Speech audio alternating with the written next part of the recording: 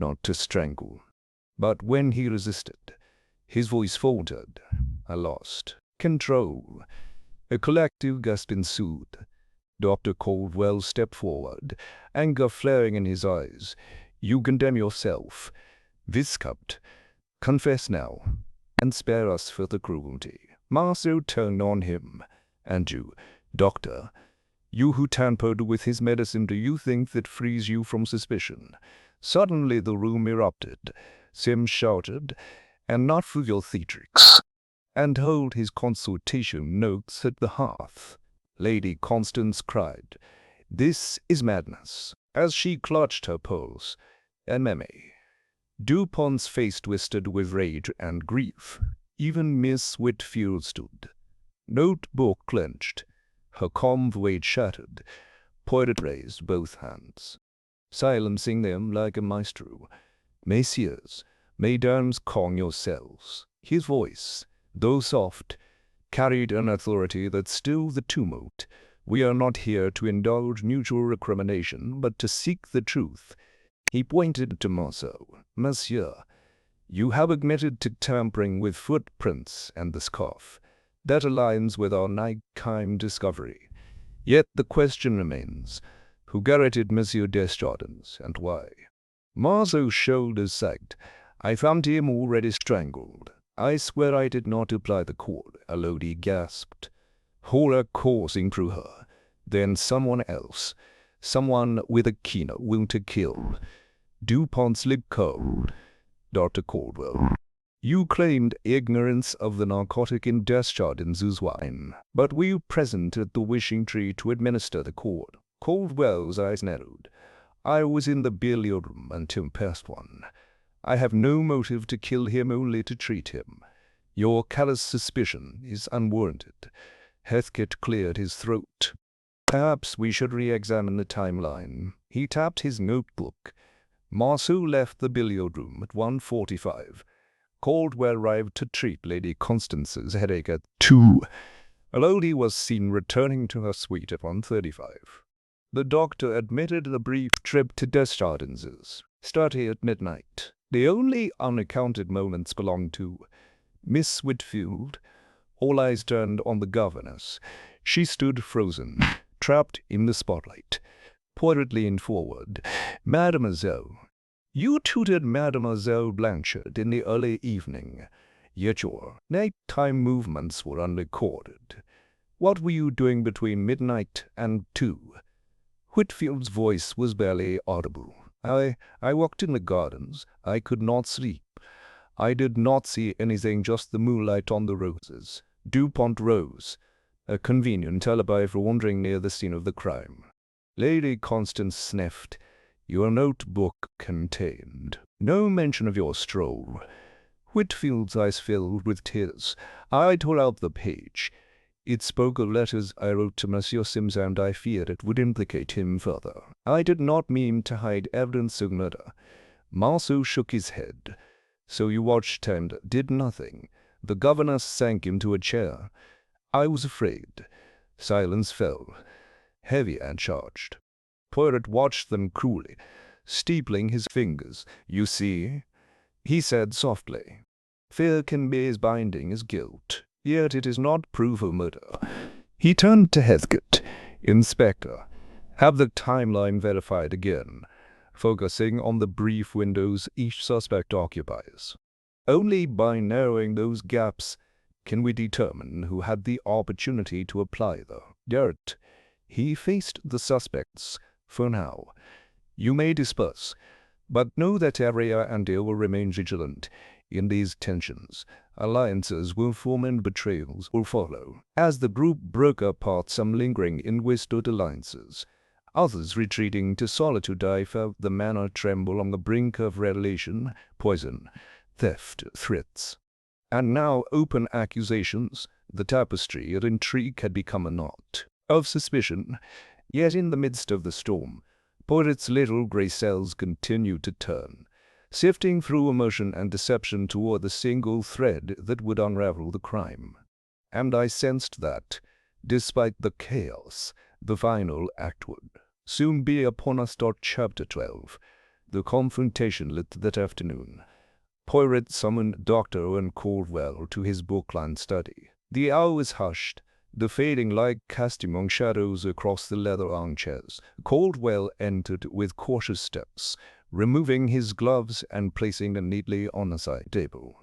As though offering a symbol of honesty, Poirot sat behind his desk, expression inscrutable, the little grey cells already sparking with purpose. "Doctor," Poirot began in a measured tone, "you have assured us repeatedly that your ministrations were purely professional, that you did not intend harm when Monsieur Deschardins ingested the illicit substance. Yet I have discovered a detail that contradicts even your own account." Caldwell's throat bobbed. "Monsieur Poirot, I have been straightforward." "Indeed," Poirot interrupted gently. "You have been admirably forthright about treatments and tinctures, but you claimed ignorance of the summons letter that Lord Deschardins to the wishing tree. You insisted it was penned by Lady Constance Fitzwilliam and delivered by Monsieur Sims." Poirot leaned forward, placing a worn sheet of paper on the desk. "Yet notice this phrase, prens gardis quani nous faut pas. Poor French, for be careful not to be seen." The phrasing betrays a non-native speaker. Lady Constance, I remind you, speaks impeccable French. Our letters there. None of these awkward constructions. Caldwell's eyes darted to the paper. "I do not know French well." Poirot's gaze sharpened. "But you wrote it. Not Lady Constance, but you, Dr. Caldwell. You forged her handwriting and syntax to lure Monsieur Deschardins away from prying eyes so you could administer your drug without interruption." The doctor's composure wavered. He stood, clutching the back of a chair. "Monsieur Poirot, you mistake my intent. I wrote drafts for clients in French from time to time. The pharmacy requested a translation of instructions for the firm. That letter was a translation exercise." Poirot nodded slowly. "A plausible excuse of your pharmacy doled our draft correspondence to physicians.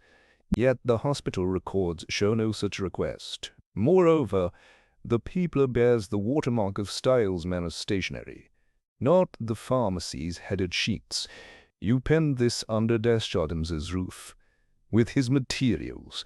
Caldwell's face drained of color.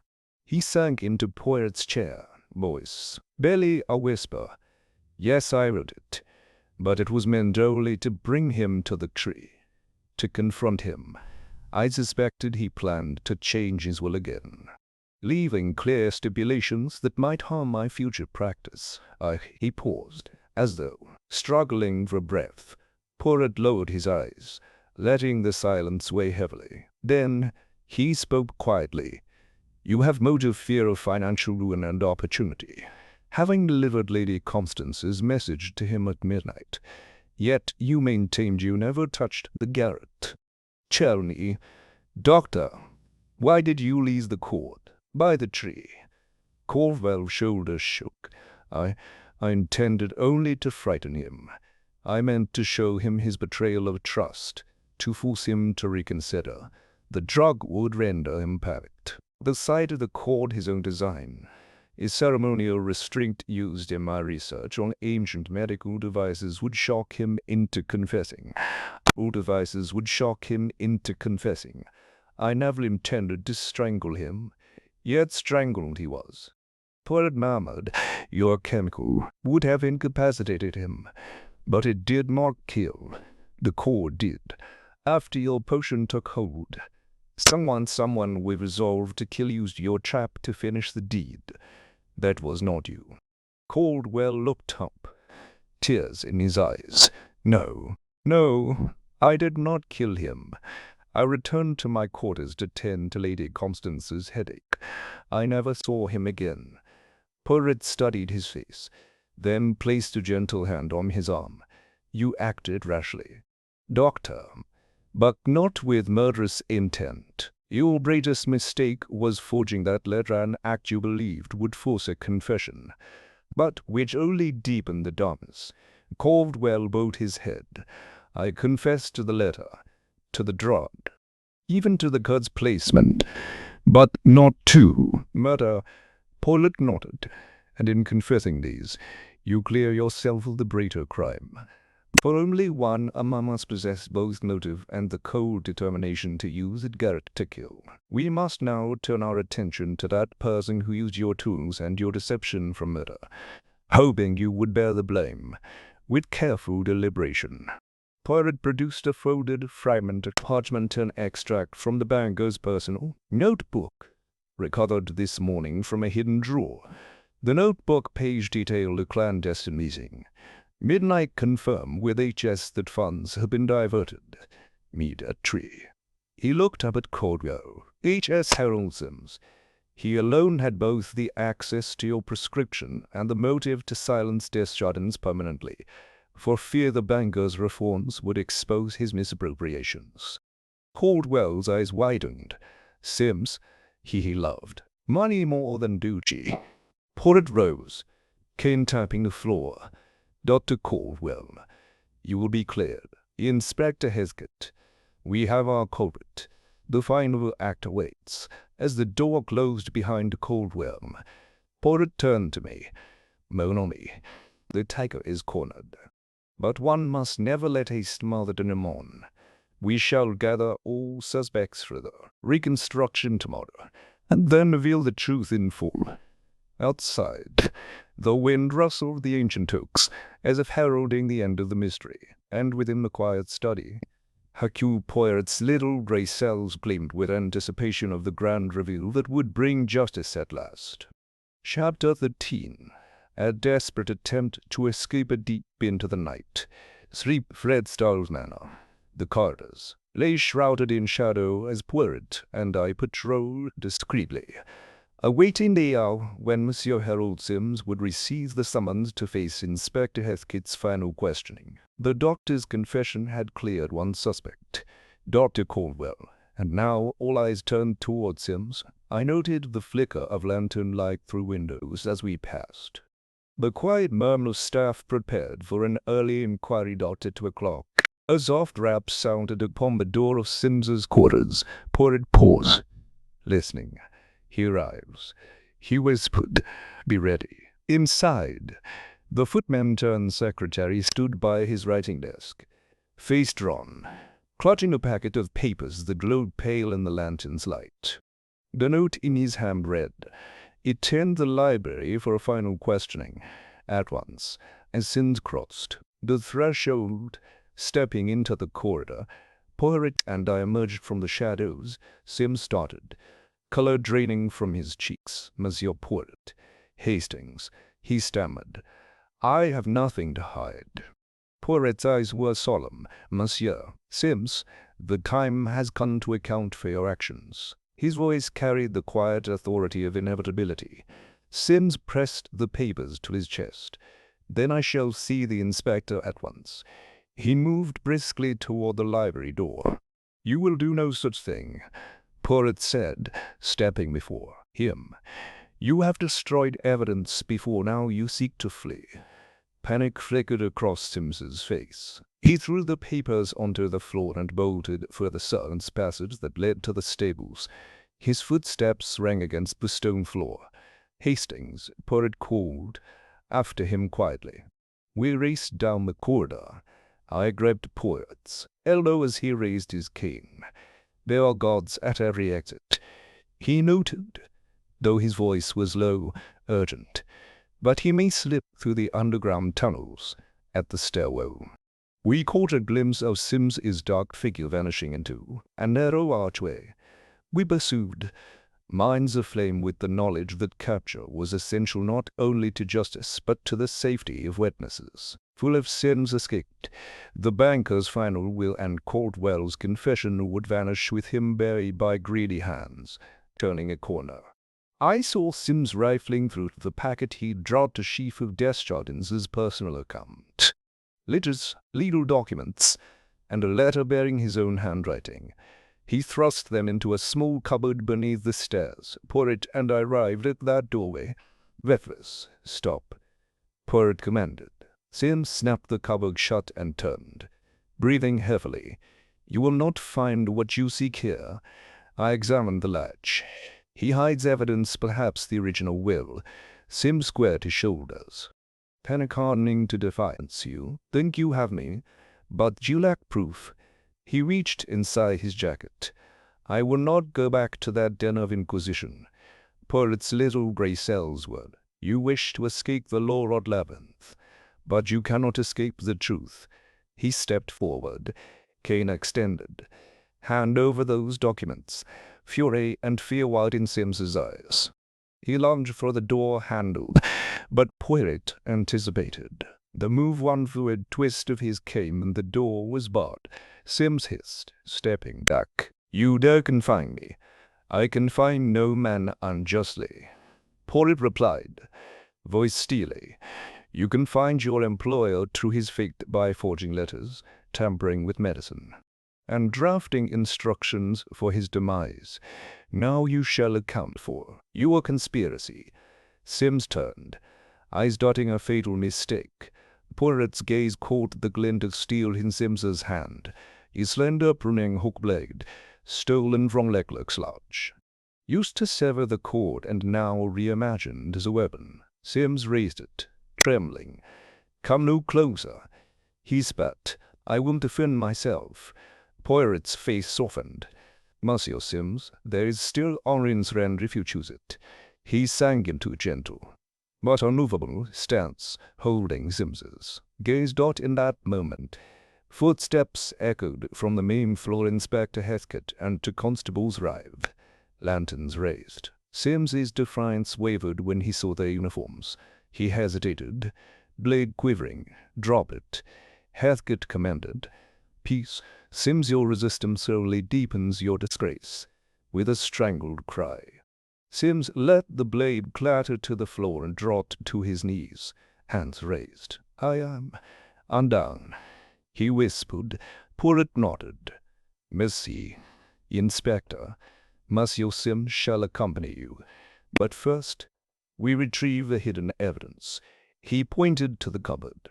The inspector pried it open to reveal the scattered documents, including the long-lost original will, Burgess's emendations, and Caldwell's medical notes.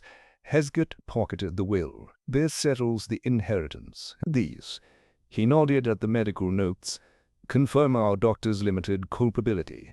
Poirot turned to Sims as the constables bound his wrists with gentle firmness. You sought to escape retribution, Monsieur Sims. You sought to escape retribution, Monsieur. But retribution is not hateful, it is necessary.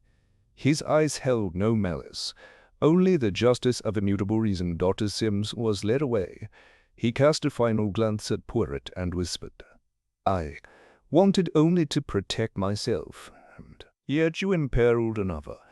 Poirot replied softly, such is the nature of unlawful fear. Come. Hastings, we return to the drawing room. The final confrontation draws near. Through the silent manor, we walked side by side. The tension still clung to the walls. The desperate attempt had failed. The stolen will and hidden letters lay recovered and the path cleared for Poirot's brand denouement. In the hush of triumph, I realized that only one more climax remained. The moment when every secret would reveal its final face beneath the unyielding light of truth. Chapter 14. The final piece falls into place late that afternoon. The drawing room of Styles Manor was heavy with anticipation. The grand windows, now shuttered against the failing light, left only wall sconces to cast a flickering glow upon the assembled suspects. Inspector Hercule stood at the head of the long mahogany table, boots polished and notebook in hand. Beside him, Poirot surveyed the 9 faces: Elodie Blanchard, Philippe Marceau, Antoinette Dupont, Lady Constance Fitzwilliam, Dr. Owen Caldwell, Miss Clara Whitfield, Jules Leclerc, and, seated apart, the remorseful Harold Sims in handcuffs. The household staff hovered in the gallery, drawn by the promise of closure. Poirot cleared his throat, cane in hand. Mesdames et messieurs, we have traversed many twists, forged letters, Poisoned tinctures, planted prints, and a stolen will. One suspect has already confessed to deception, another has attempted flight. Yet the identity of the murder remains unconfirmed. It is now time to place the final piece in the puzzle. He lifted his gaze to the inspector. "Shall we begin?" Inspector Heathcote nodded, and Poirot continued. "First, the cord used to strangle Monsieur Desjardins. We discovered it in Caldwell's bundle, but the doctor never wielded it. It lay under that 1,000 for one purpose, to be used by the killer." Poirot tapped the table. "Where a length of cord lay coiled beneath glass, we traced its origin to your own offices, Monsieur Sims. It was missing from your storage of pruning tools before the crime." Sims lowered his eyes. Poirot pressed on. "Next, the footprint discrepancy, the mismatched boot. Only one and borrowed. Leclerc's single boot to obscure his own tread. You, Monsieur, in that dark hour when you slipped from the billiard room unnoticed." He pointed to a mounted photograph of the prints. "You sought to implicate an innocent man, but your haste betrayed you."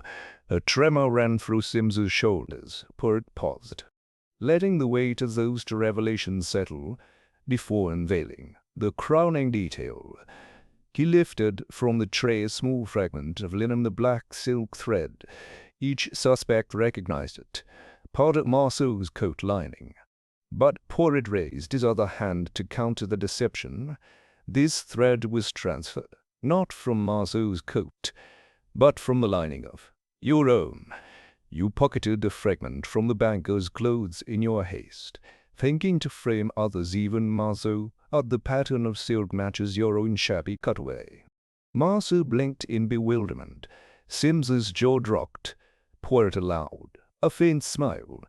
"Thus the suppositions of mismatched prints and false fibers converge upon one guilty party."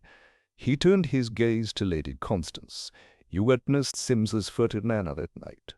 She inclined her head. "Yes, I saw him loitering near the stable corridor, though I thought him merely a nervous servant." Poirot nodded, as did our gardener, Monsieur Leclerc, who noted a dark figure at the lodge door. He regarded Caldwell. "And you, doctor, who saw him depart your study clutching the forged summons?" Caldwell murmured his agreement. Poirot raised a single finger. But there remained one final anomaly: the banker's ledger page found in the hidden drawer. Noting a midnight rendezvous with HS, it took time to decipher that code. HS Hercule Sims. He laid the ledger page atop the will on the table. "You, Monsieur, were not merely a secretary, but a partner in his demise." Sims's voice broke as he rose unsteadily. "Yes, I did it. I needed the money. He was going to expose me, you see. I forged the will. I lured him with Caldwell's note. I drugged him with the stolen tincture. But when he woke and struggled, his voice faltered, tears shining. I strangled him with the cord." A hush fell. Elodie covered her mouth. Marceau sank into his chair. Dupont's face crumpled. Even Lady Constance's stern features softened with sorrow. Sims pressed his hands to the table. "I panicked. I did not mean for him to die. I swore I'd scare him, force him to forgive my debts. But then he recoiled, and the next thing I knew—" Poirot's voice was gentle yet unyielding. "Fear and guilt are close companions. You allowed them to overcome you." He placed a comforting hand on Sims's shoulder. "You will now face justice. But remember, it is not hatred that carries a man to murder, but desperation." Inspector Heathcote moved forward, removing Sims's handcuffs. "Hercule Sims, you are under arrest for the murder of Maurice Desjardins. Anything you say may be held against you." He recited the formalities as constables stepped forward. Dr. Sims was led away. Poirot turned to the remaining guests. "Mesdames and messieurs, the affair closes at last. The rightful will shall be read." Dr. Caldwell's name cleared. Monsieur Marceau's innocence affirmed, and the estate restored to its proper heirs. He inclined his head to Elodie and Dupont. "May you both find peace after this long night." Elodie stepped forward, hand trembling in Monsieur's grasp. "Thank you, Monsieur Poirot. My heart could not have borne another day of uncertainty." Madame Dupont offered a warm smile. "Your skill honors us all, monsieur. Style and manner shall remember your care." Poirot allowed himself a slight bow. "I have but served truth, and in truth one finds justice and healing." As the suspects and staff fell from the room, relief and sorrow mingled in the heavy air. I lingered by Poirot's side. "Mon ami, your little Bracels have triumphed once again." Poirot's gaze softened. "Hastings, there is no triumph in tragedy, only the peace that follows justice. Come, let us men light the lamps of styles, manner, that its halls may be bright once more and its inhabitants free of fear." Together we stepped into the corridor, leaving behind the empty drawing-room, and Mr. laid to rest beneath the ancient boughs of the wishing tree. Chapter 15. The final gathering following evening. The sense of solemn anticipation pervaded. Style Manor, the great hall, once bright with laughter and song, had been transformed into a tribunal. Heavy drapes were drawn, leaving only the flicker of candelabras to illuminate the polished oak floor and the long table at its center. Inspector Hercule and several constables stood discreetly near the doors, while the staff observed from the galleries above in respectful silence at Poirot's direction. The 8 surviving guests were summoned one by one and escorted to seats ranged in a semicircle before the table. Elodie Blanchard and Madame Dupont at the far left, Philippe Marceau and Lady Constance Fitzwilliam beside them, Dr. Owen Caldwell and Miss Clara Whitfield in the center, and Jules Leclerc flanked by the now cleansed chairs once occupied by Sims and the guilty documents. Poirot stood at the head, cane in hand, the original will and ledger fragment laid upon a velvet cushion before him. Poirot addressed the assembly in measured tones. "Mesdames et messieurs, tonight we gather not to accuse, but to reconstruct. Each of you witnessed events both overt and hidden. It is my task to piece together the true sequence of last night's tragedy beneath the wishing tree. We shall walk through each moment, that the light of truth may dispel the shadows of deception." He paused to allow the gravity of his words to settle. "Let us begin at the manor study, shortly before midnight." Monsieur Sims delivered to Monsieur Deschardins a folded note, bearing the seal of Lady Constance, which in truth was forged by Dr. Caldwell. That note read, "Meet at the wishing tree, and make no mistake the path. Safely delivered, it Lord." The banker from his safe haven, believing in its authenticity, Poirot turned to Caldwell. "Doctor, you have confessed to writing that note, yet you did not follow Deschardins to the tree. Instead, you returned to care for Lady Constance. Your motive was fear of his displeasure at your possible displacement from his confidence." Caldwell inclined his head. "Yes. Next," Poirot continued, "Monsieur Deschardins donned only one boot as a precaution, believing he would be alone, and slipped on the path through the east garden. He paused at the wishing tree, expecting a secret confidant. Instead, Monsieur Sims lay amid, having borrowed one of Monsieur Leclerc's boots to mask his own tread." He turned to Leclerc. "Gardner, you discovered the boot print amid your early rounds, yet you believed it a stray accident. You did not know, then, that your tools and boots had become instruments of framing." Leclerc swallowed. I did not realize." "Beneath the tree," Poirot said, beckoning Inspector Hercule to lift a brass case containing the silk handkerchief and scarf. Sims confronted Deschardins with the forged summons and brandished the cord he had removed from Caldwell's research kit. He offered no explanation, only desperation. The banker, accustomed to cordial conversation, recalled. Poirot paused, letting his gaze travel across the faces. Sims then produced a vial stolen from the doctor's cabinet of a sedative. He poured its contents into Deschartres' glass, hoping to weaken him, to spur a confession. Yet when Deschartres sipped, his instincts revolted. He staggered, but did not collapse, seizing the opportunity. Sims advanced with the garrote, intent on intimidation. He leaned forward, voice dropping. In the struggle, the handkerchief dropped. The scarf snagged on a branch, and the cord tightened too far.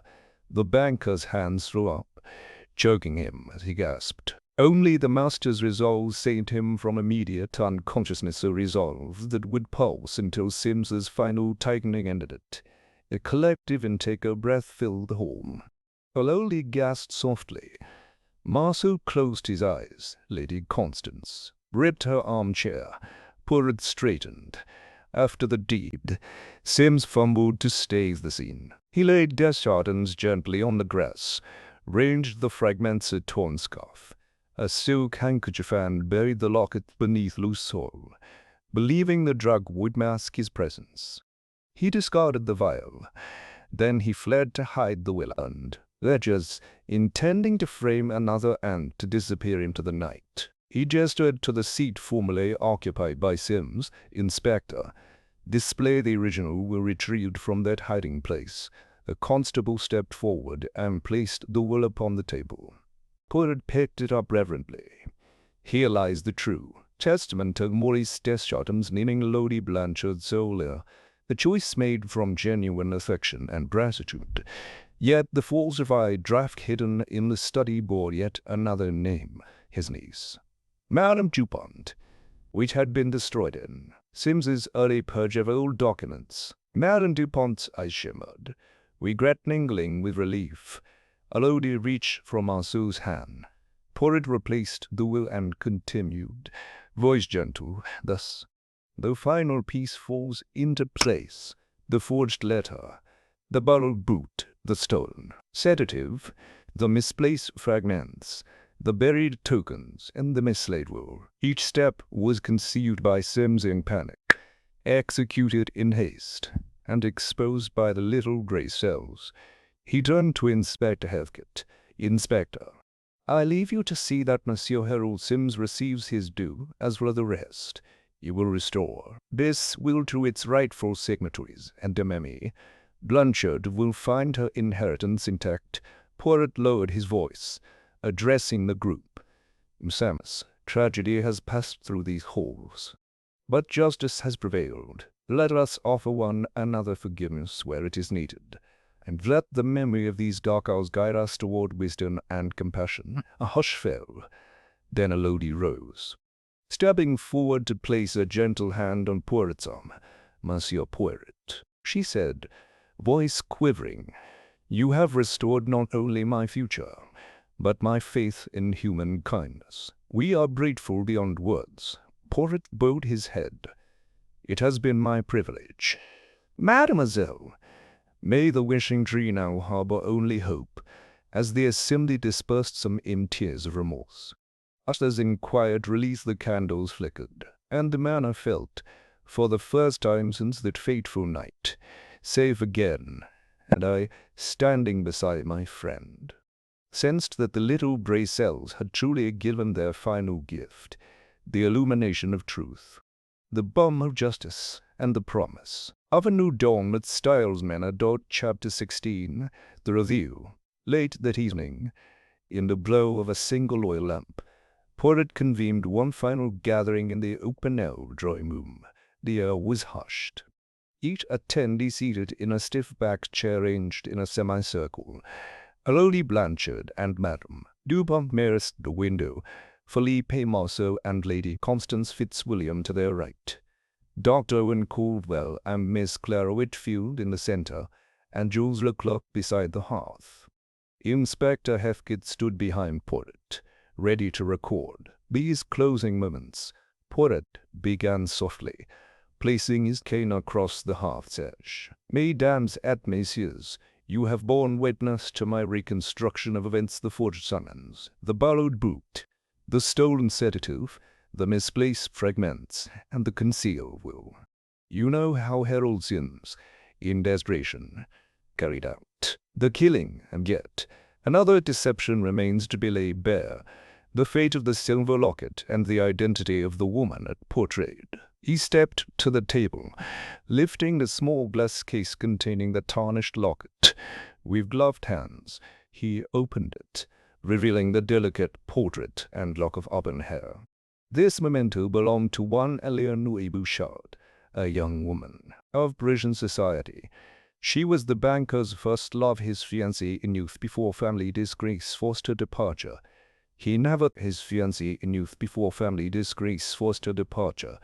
He never spoke of her, yet kept her portrait close. Elodie leaned forward, eyes wide. He told me of a first love many years ago, but I did not know her name. Poirot nodded. Monsieur Deschardins discovered her letters among his late father's papers, and the sight of her image moved him deeply. He hoped one day to restore her memory to the light. He turned to Lady Constance. You knew the secret, did you not? You corresponded in code to arrange the locket's return. The elderly lady inclined her head. I did. Monsieur Deschardins asked me to send Eleanor's portrait to her family, should they be found. He wished to reconcile the past. Exactly. Poirot continued.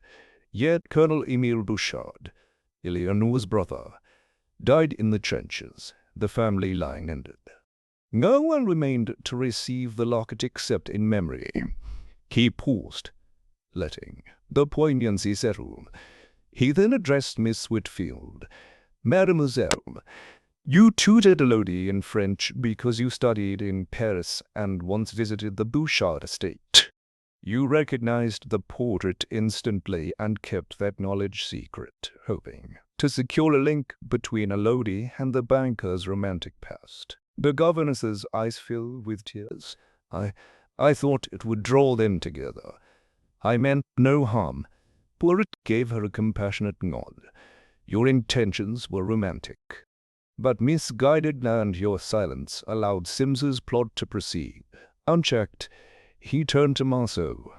And you, monsieur, believed that locket proved an affair between Deschardins and Blanchard's mother, thus driving you to frantic measures to protect Elodie's reputation. Marceau's face paled. Yes, I feared a scandal would ruin her. I never handled the locket with motives intent, I only wished to hide it. Your heart was in the right place. But your actions only compounded the crime, Poirot said solemnly. He returned his gaze to the locket. The final piece of intrigue lies here. The water that tarnished this locket was no mere dew. It came from the vial of sedative spilled during the struggle. Sims, in dropping and retrieving this, stained the metal. He thought it destroyed all evidence, but the tarnish preserved his guilt. He turned at last to the assembled group. And so, each of you played a part in this drama. The doctor's potion, the governess's knowledge, the viscount's fear, the gardener's unwitting tools, Lady Constance's Creole rule, Madame Dupont's anguish, and Marceau's protective zeal. But only one committed the irreversible act of murder, Hercule Sims, whose desperation overwhelmed his conscience. Elodie rose, voice trembling. Monsieur Poirot, we cannot thank you enough. You have revealed not only a crime, but the hidden truths of our hearts. Poirot inclined his head. In these chambers, secrets thrive in darkness. It is the duty of the little grey cells to bring them into the light. He looked to Inspector Heskett. Inspector, with the mystery fully revealed, I entrust you to finalize these proceedings. Heskett stepped forward, addressing the room. Hercule Sims is charged with murder and multiple counts of forgery and attempted obstruction of justice. The original will is reinstated, and Dr. Caldwell's name is cleared. A weight lifted from the room. Lady Constance exhaled. Madame Dupont pressed Elodie's hand. and Marceau bowed his head in relief. Dr. Caldwell offered a grateful nod to Poirot, while Miss Whitfield wiped her tears. Even Jules Leclerc, who had remained silent throughout, allowed a small smile. Poirot closed the locket and returned it to its case. Thus ends the affair at the wishing tree. May its branches now bear only the secrets of whispered hopes, not the burden of tragedy. As candlelight danced across the polished surfaces, I marveled at the gentle precision with which Poirot had unraveled each strand of deceit. In that moment, I understood that justice, like truth, is a delicate bloom requiring patience, insight, and above all, compassion to flourish once more in the hearts of those it heals. Chapter 17. Outcome and Justice's Dawn following Poirot's. Brand reveal rose with a serene stillness over Styles Manor. Through the tall mullioned windows of the great hall, pale sunlight suffused the accustomed gloom. As if to usher in a new era of truth and order, I found Poirot seated at the table, his steaming cup of tea in his hand, surveying the room that had witnessed so much turmoil. "Mon ami," he said quietly, "the wheel of justice turns slowly, but it turns inexorably. Today we shall see its final revolution." Inspector Heskett entered, bearing a small portfolio of documents. "Monsieur Poirot," he announced, "I have conferred with the solicitor, and we may now proceed with the probate of the will and the formal arraignment of Monsieur Harold Sims." He placed the papers before Poirot, the certified original will, the medical report exonerating Dr. Caldwell, and the arrest warrant for Sims. Poirot nodded approvingly. "'Tis been. Then let us begin with the most important matter, Lady Blanchard's inheritance, won not through greed, but gratitude." He handed the will to Elodie, who held it with trembling reverence. Madame Dupont stepped forward, smoothing the folds of her burgundy dress. "My dear niece," she said softly, "this fortune is yours by your father's design. Use it well, and remember that you are loved beyond measure." She took Elodie's hand, tears shining in her eyes.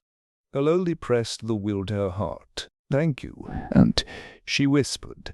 "I promise to honor his memory and to live a life worthy of his faith." Philippe Marceau, standing beside Elodie, bowed his head.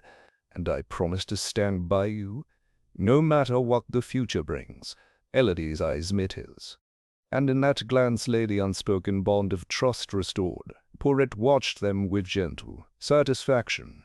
Justice favors not only the guilty punished, but the innocent restored. He turned to Dr. Caldwell. "Doctor, your reputation has been best matched by false suspicion. I trust you will continue your noble practice." Now vindicated, Caldwell bowed deeply. "Monsieur Poirot, you have saved me from a fate worse than death's scandal. I shall forever be in your debt." Miss Clara Whitfield, still pale from her revelations, stepped forward next. "Monsieur Poirot, I behaved unwisely in concealing the locket's secret. Though my intentions were innocent, I delayed justice.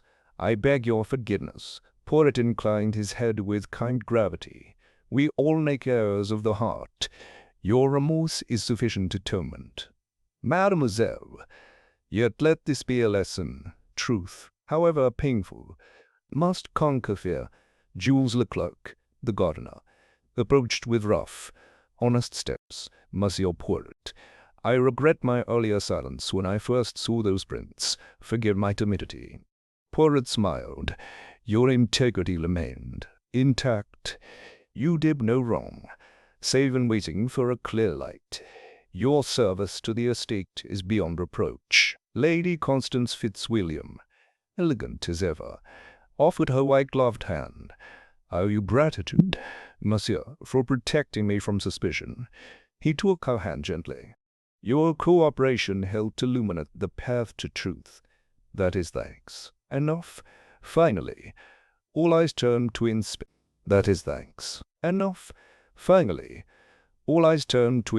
Heathcote as he rose to address the room.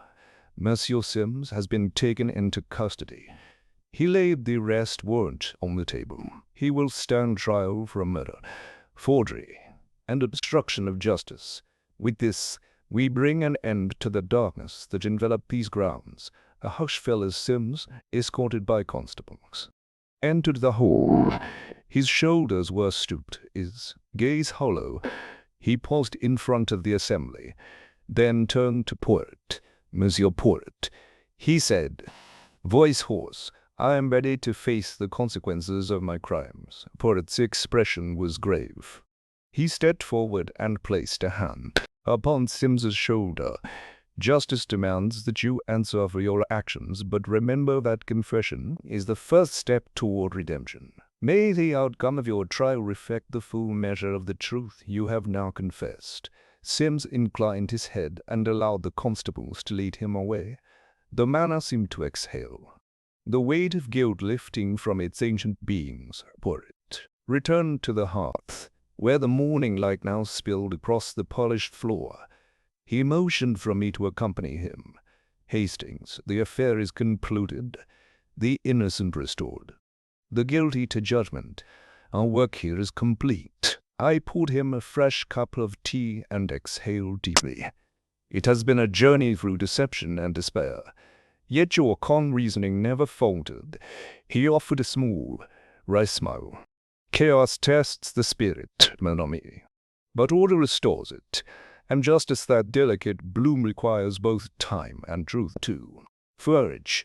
As the household began the process of healing Elodie and Felipe planning their future, Dupont tending quietly to the estate's affairs, Caldwell returning to his practice, and Lady Constance departing for her travels, I realized that Poirot's intervention had offered not only resolution, but renewal. The wishing tree would once more bear witness to innocent dreams rather than dark designs. Before I took my leave, Poirot stood beneath the grand staircase, cane in hand, surveying the returning staff. He turned to me. "Let us go, Hastings. Styles Manor has its peace restored." Outside, the morning sun climbed higher in a cloudless sky. I followed Poirot down the steps, the estate's ancient oaks whispering overhead. And as we passed the wishing tree, its branches now green with promise, I felt the full measure of our journey. A masterful unraveling of lies, a steadfast pursuit of truth, and the quiet triumph of justice over despair. Thus concluded the outcome and justice of the affair. At the wishing tree, the memory of tragedy remained, but it was tempered by the certainty that wrongs had been righted, and that in Poirot's meticulous hands even the darkest secrets had at last been brought into the light. Chapter 18. The Closing. Remark. Morning dawned clear and bright over Styles Manor, as though the very walls had exhaled their long-held tension. I joined Hercule Poirot on the terrace overlooking the gardens, the soft chirring of birds and the distant hum of carriage wheels forming a gentle counterpoint to the trials of the past days. He stood, cane in hand, gazing reflectively at the ancient wishing tree, its leaves newly green in spring's embrace. "Mon ami," he said at last, "all is as it should be, the innocent vindicated, the guilty condemned, and the estate's rightful heirs secured." He paused, eyes never leaving the tree. "But justice, while necessary, is not the end of our tale. It is but the foundation upon which lives may rebuild." I nodded. "Elodie and Monsieur Marceau plan to marry, and the manor will flourish under their stewardship. Madame Dupont has taken a quiet row beside them. Dr. Caldwell returns to his practice with his reputation restored, and Miss Whitfield seeks a fresh start in Paris. Even poor Monsieur Sims has shown remorse, though his fate lies now in the hands of the courts." Poirot's mustache twitched in approval. "Each has been afforded the opportunity for redemption, or renewal. Yet, Hastings, observe how life continues with hope, fear, laughter, and so interwoven." He beckoned me to follow him down a gravel path winding through the rose garden. Here Madame Dupont and Elodie bent so tenderly over newly planted blooms that they might have been tending to fragile hopes. there. Lady Constance Fitzwilliam chatted quietly with Dr. Caldwell on a bench. Conspiratorial smile marking the relief of shared exoneration. Near the gardener's lodge, Jules Leclerc inspected fresh lavender borders, his earlier misgivings replaced by determined purpose. Poirot regarded each scene with satisfaction. See Hastings. How each actor returns to his proper place upon the stage of life. He paused beneath the wishing tree's arching boughs. This tree has witnessed sorrow and crime. Yet now it stands as a symbol not of fear, but of renewal. Let us leave it to its quiet vigil. I glanced at the carved initials EB and PM simply added, uniting Elodie and Felipe in living testament. They have already made their mark, I observed with a smile. Poirot chuckled softly. A modest legacy, but a sincere one, and modesty, my friend, is the greatest adornment of the human heart. He turned to me, eyes bright. Now, Hastings, our work here is truly done. Soon I shall return to London, but Styles Manor will remain in good hands. I placed a hand on his arm. You have given them more than justice, Poirot. You have given them understanding, the insight that even the darkest deeds spring from human frailty, and that compassion must temper judgment. He inclined his head, voice warm. Compassion, yes, but never sentiment pure. One must always temper the heart with reason. The little grey cells demanded. He tapped his temple playfully. And in the dance of humanity, it is reason that leads, while the heart follows. A light breeze stirred the branches overhead, scattering petals like pale confetti. Poirot smiled, lifting his cane in a graceful salute to the wishing tree. May its roots run deep, and its branches shelter dreams unmet by deceit. I surveyed the scene one last time, but only brushing a stray leaf from a dress, Marceau offering an arm to guide her along the path, Dupont pausing to inhale the rose fragrance, the doctor nodding to Lady Constance, Whitfield collecting sprigs of lavender, Leclerc stooping to tend a blossom. All had returned, weary but resolute, to the steady rhythm of daily life. Turning to Poirot, I remarked, "It is as if time itself has been restored." He nodded, a serene gleam in his eyes. Time and justice, Hastings, both must be patient, both must be precise, and when they work together, the world is set right again, one little grey cell at a time. With that, he tapped his cane against the stone terrace, and together we strolled back toward the manor's inviting warmth. Behind us, the wishing tree stood sentinel, no longer the stage of tragedy, but the guardian of new beginnings. Thus closed the affair at the wishing tree, a tale of hidden motives and human frailty, resolved by the unerring insight of Hercule, Poirot, and as the sun climbed higher, illuminating every corner of Styles Manor, I felt certain that justice, once served, grants the greatest wish of all, the freedom to forgive, to heal, and to hope anew.